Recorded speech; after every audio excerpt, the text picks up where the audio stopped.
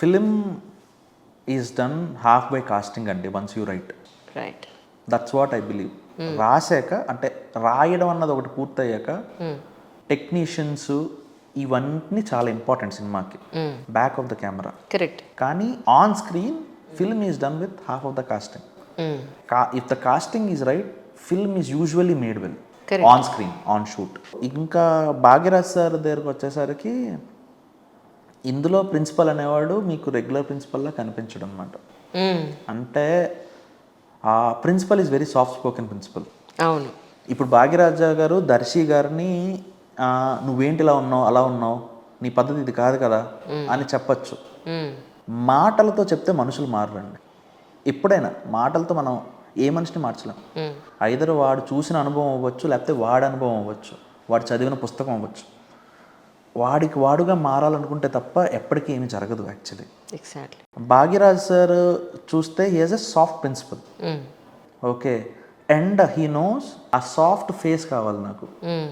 Okay. And at the same time ఇప్పుడు మన Bhagyaraj sir వెనక్కి వెళ్ళినప్పుడు he's like OG of this Tamil అవ్వచ్చు, తెలుగు అవ్వచ్చు, దిస్ కైండ్ ఆఫ్ సెటప్స్ చేసిన ఫిలిమ్స్. ఈ మిడిల్ క్లాస్ భావోద్వేగాలు అవ్వచ్చు, వాళ్ళ సంఘర్షణలు అవ్వచ్చు, చిన్న చిన్న కష్టాల నుంచి పెద్ద పెద్ద కథలు పడతాయి ఆయన. ఆయన అలా ఇంటికి వస్తాడు, ఒక కాఫీ తీసుకుని కాఫీ తాగితే కాఫీ బాగాలేదు అన్న దగ్గర నుంచి ఆయన కథ స్టార్ట్ అయిపోద్ది. ఎక్కడికి వెళ్ళిపోద్ది, కాఫీ పౌడర్ తయారు చేసే వాడి వరకు వెళ్ళిపోద్ది. It's like is one of the beautiful screen play writers when it comes to this segment. So నేను ప్రిన్సిపల్ క్యారెక్టర్స్ కోసం కాస్టింగ్ కోసం ఆలోచిస్తున్నప్పుడు ఐ వాంట్ దట్ మేబీ అలాంటి ఒక రిప్రజెంటేటివ్ ఉంటే ఎలా ఉంటుంది అంటే విశ్వనాథ్ గారు అక్కడ ఉంటే ఎలా ఉంటుంది. గురుగారు లేరు, ఆయన సినిమా ఇప్పుడు స్వర్గంలో తీస్తున్నారు. దెన్ సంగీతం గారు ఉంటే ఎలా ఉంటుంది. సంగీతం గారు almost he touched 90s. Then ఆ జనరేషన్ నుంచి I want somebody who can represent that generation thought process. Bhagyaraj sir is the best person who is active and who can convey the message. ఎందుకు నేను చెప్తున్నానంటే దర్శి పాత్రకి భాగ్యరాజ్ సార్ ఎప్పుడు this is not right అని indication ఇస్తూనే ఉంటారు, but he doesn't say it through mouth. He gives examples in front of his eyes. Indirect గా చెప్తూ ఉంటారండి. ఇండైరెక్ట్ గా he says so that guy will realise strength of one person doesn't lie in shouting on other person. Strength of that person lies in how he conveys his thought to the other person. Correct. మన బలం మన మాటలో కాదు, మన ప్రవర్తనలోని, మన అవతల వాళ్ళతో తీరులోనే ఉంటుందన్నమాట. So Bhagyaraj sir is that kind of a character where he shows examples from point 1 to point B. మనం సినిమాలో చూస్తే ఈ shows examples. You should figure it out guy, this somewhere wrong అని. So it's like not by not where దర్శి gets into that zone of finally. Bhagyaraj గారు తెలుగు మాట్లాడతారండి? తెలుగు మాట్లాడతారండి. అవునా? తెలుగు మాట్లాడతారు, అతను తెలుగు అర్థం అవుతుంది, బాగా మాట్లాడతారు. కానీ అతనికి he's not much confident about his Telugu అనమాట. అది వచ్చే ఇబ్బంది. Okay. That's what I figured it out. ఎందుకంటే వాళ్ళది కోయంబత్తూరులో తెలుగు కుటుంబమే. ఓకే. భాగ్యరాజ్ సార్ది. Right right. వాళ్ళ ఇంట్లో తెలుగు మాట్లాడతారు అక్కడ, వాళ్ళ ముందు జనరేషన్. సో భాగ్యరాజ్ సార్కి తెలుగు బాగా అర్థం అవుతుంది. సో కానీ ఆ కోయంబత్తూరు స్లాంగ్ కూడా మాట్లాడతారు అనమాట. ఓకే.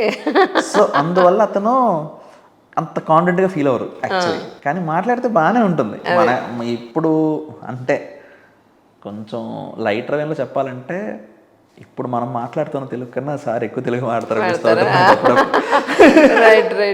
మనం ఇంగ్లీషే కదా ఎక్కువ మాట్లాడేది అనకూడదు కానీ. సో హీ చాలా చాలా బాగా అర్థం చేసుకుంటారు. రాసుకునేటప్పుడే గౌతమి గారిని ఫిక్స్ అయ్యారా ఆ క్యారెక్టర్కి? రాసుకున్నాక గౌతమి గారినే ఫిక్స్ అయ్యాను. అండ్ నేను చాలా పర్టికులర్ అండి కాస్టింగ్ వైజ్. గౌతమి మేడమే చెయ్యాలి అనుకున్నాను. గౌతమి మేడంకే చెప్పాను, ఆవిడ ఒప్పుకున్నారు. కానీ ఆవిడని సెట్కి తీసుకురావడానికే మోస్ట్ ఛాలెంజ్ అయింది నాకు. ఎలా? ఎందుకంటే మేము అనుకున్న షూటింగ్ డేట్స్ మేడం యూఎస్ ట్రిప్తో క్లాష్ వచ్చాయి అనమాట. ఓకే. మేడం యూఎస్ ట్రిప్తో క్లాష్ అయ్యి రావడం, ఆవిడేమో వేరే ఆప్షన్స్ చూసుకోండి అని అంటుండే నాకు. ఓకే. షూట్కి ఇంచుమించు ఒక 20-25 రోజుల ముందు వరకు కూడా నేనే ఫోన్ చేసేవాడిని. ఫోన్ చేస్తే ఏంటి వేరే ఆప్షన్స్ చూస్తున్నారు అంటే నేను లేదనేవాడిని. ఓకే. లేదు మేడం, చూడట్లేదు మేడం, అనుకోవట్లేదు, నాకు ఎవరు కనిపించట్లేదు. ఇలా ఒక రకంగా చెప్పాలంటే బ్లాక్ మెయిల్ చేసి స్వాతి ముత్యంలో కమల్ హాసన్ లాగా గేట్ పట్టుకుని వదలలేదు అసలు. వదలకుండా ఒక రకంగా బెదిరించి బతిమాలి సామధాన దండోపాయాలు అన్నీ వాడారు. అన్నీ వాడి మేడం గారిని నేను సెట్కి తీసుకొచ్చాను. చదువు అంటే నేర్చుకోవడం అనేది అద్భుతమైన కాన్సెప్ట్ సార్. నిజానికి కూడా అది ఏ ఉద్యోగానికో ఇంకోదానికో కాదు. It's all about learning process. అవునండి. నాలెడ్జ్ గెయిన్ చేయడమే end of the day.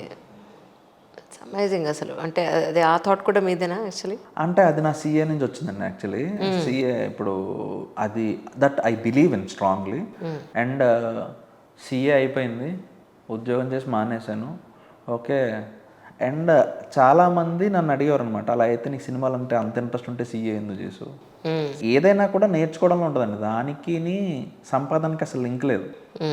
Okay. ఇప్పుడు నాకు మొక్కలంటే బాగా ఇష్టం అనుకోండి, ఆ ఒక్క ఆకు మీద నేను ఒక రీసెర్చ్ చేస్తే ఒక జీవితం వెళ్ళిపోతుంది. జస్ట్ నేర్చుకోవడం. సో దానికి సంపాదనకి లింక్ లేదు. మనం ఎప్పుడైతే లింక్ పెడతామో అదే బుర్రలో కీడ అనమాట. బాత్రూంలో బల్లి అది అందరికీ ఉంటుందండి. అసలు ఆ ఫోబియా మామూలుగా ఉండదు. బాత్రూంలో బల్లుందా చిన్నప్పుడు అది ఎక్కడో వెళ్ళి దాక్కునేంత వరకు లోపలికి వెళ్ళాలి అని అంటే భయం వేసేది. అంత మైన్యూట్ పాయింట్ కూడా మీరు ఎంత బాగా గుర్తుపెట్టుకున్నారో అనిపించింది. మీకు బల్లి అంటే భయమా? నాకు లేదు, మా చెల్లికి. అచ్చా, చాలా భయం. అది గుర్తొచ్చి పెట్టారైతే మీరు. అంతే. ఇంకా ఎంత సరదాగా నడిచిందండి నిజంగా. ఫ్యామిలీ అంటే ఇక పెళ్లి చేసుకొని అన్నవాళ్ళు కూడా ఆ ఫ్యామిలీ అంత వాళ్ళ బాండింగ్ చూసి నేను కూడా పెళ్లి చేసుకుంటే బాగుంటుంది అన్నంత అందంగా తీశారు సినిమా. అద్భుతంగా తీశారు, మామూలుగా లేదు అసలు అందులో. స్కూల్స్ స్టార్ట్ అవుతున్నాయి అని అంటేనే 4 రోజుల ముందే బుక్స్ ఇచ్చేస్తారు. కూర్చుని అట్టలు వేయడమే. ఇంకా అది కూడా అసలు ఎంత బాగా చూపించారండి నిజంగా అసలు. అవన్నీ లైట్, అవన్నీ హ్యాపీ మూమెంట్స్ అండి. అబ్సల్యూట్లీ. కదా. అంటే నా జీవితంలో జరిగిపోయినవి కదా. ఇప్పుడు ఒకసారి 10th అయిన తర్వాత పిల్లలకి ఇంకా వాళ్ళే చూసుకుంటారు. అంతవరకు మనకు పెద్ద పని ఉండదు. 6th 7th వరకే ఏదైనా మనం సపోర్ట్ చేస్తే, అరే అట్లా వేసుకో, షూస్ క్లీన్ చేసుకో, యూనిఫామ్ ఇస్త్రీ ఉందా, హెయిర్ కట్ సరిగా చూసుకో. సో ఇవన్నీ దాటేసిన తర్వాత మళ్ళీ మీరు నాకు అన్ని వెనక్కి తిరిగి ఒక్కసారి చూపించినట్టు అయింది. I was so connected to your movie అండి, లిటరలీ ఐమ్ టెల్లింగ్ యూ. అంటే నేననే కాదు, మేబీ ఐ థింక్ ఎర్లీగా పెళ్ళయి ఎర్లీగా పిల్లలుండి అది దాటి వచ్చి కొంచెం ముందుకు వచ్చిన తర్వాత మళ్ళీ వెనక్కి తిరిగి మెమరీస్ అన్ని చూసుకుంటాను చూసారా, పాత ఆల్బమ్ తీసి చూసినట్టుంది నాకంతా. అంటే అదే మీరు ఇందాక చెప్పినట్టు ఈ జనరేషన్ వాళ్ళు అవ్వచ్చు, ఎర్లీగా పెళ్ళి ఉండొచ్చు, లేట్గా పెళ్ళి ఉండొచ్చు, కానీ మనం పని కట్టుకుని పిల్లలతో టైం స్పెండ్ చేయలేకపోతే పని చేస్తూ అయినా స్పెండ్ చేయగలిగితే బాగుంటుంది. అంతే. ఎందుకంటే అట్లేయడం అన్నది ఒక పని, నీకు పని జరుగుతూ ఉంటుంది. ఓకే. అలాగే వంట చేస్తున్నప్పుడు నీకు పని జరుగుతూనే ఉంటుంది. లేకపోతే నువ్వు దాన్ని ఏమంటారు, ఆఫ్ ద రికార్డ్ ఎప్పుడైనా నువ్వు కూర్చున్నప్పుడు, లేకపోతే చాలాసార్లు మనం ఫోన్ చూసుకుంటామో, లేకపోతే ల్యాప్టాప్లు చూసుకుంటామో, లేకపోతే టీవీ స్క్రీన్ చూసుకుంటామో. చాలా పనులు ఉంటాయండి చిన్నపిల్లలకి. ఆనెస్ట్లీ వాళ్ళు చేసుకోలేనివి చాలా ఉంటాయి. ఓకే. వాళ్ళకి మనం నేర్పిస్తూ సరదాగా బాత్రూమ్ గడుపుతూ కూడా చాలాసేపు గడపచ్చు. కరెక్ట్. సో మనం పని కట్టుకుని గడపలేకపోతే పని కల్పించుకునైనా అప్పుడప్పుడు చేస్తూ ఉంటే బాగుంటుంది. మేబీ నా బాల్యం అలా గడిచింది కాబట్టి అక్కడి నుంచి వచ్చిందేమో అంతే. ఎందుకంటే మా నాన్న యూడిసి అనమాట, అంటే బిల్ కలెక్టర్. ఓకే. అప్పట్లో, ఇప్పుడైతే మనం ఆన్లైన్లో కట్టేస్తున్నాం, ఒక 15 ఏళ్ల క్రితం అయితే వెళ్ళి కలెక్ట్ చేసుకుని మధ్యాహ్నం ఇంటికి వచ్చేవాళ్ళు.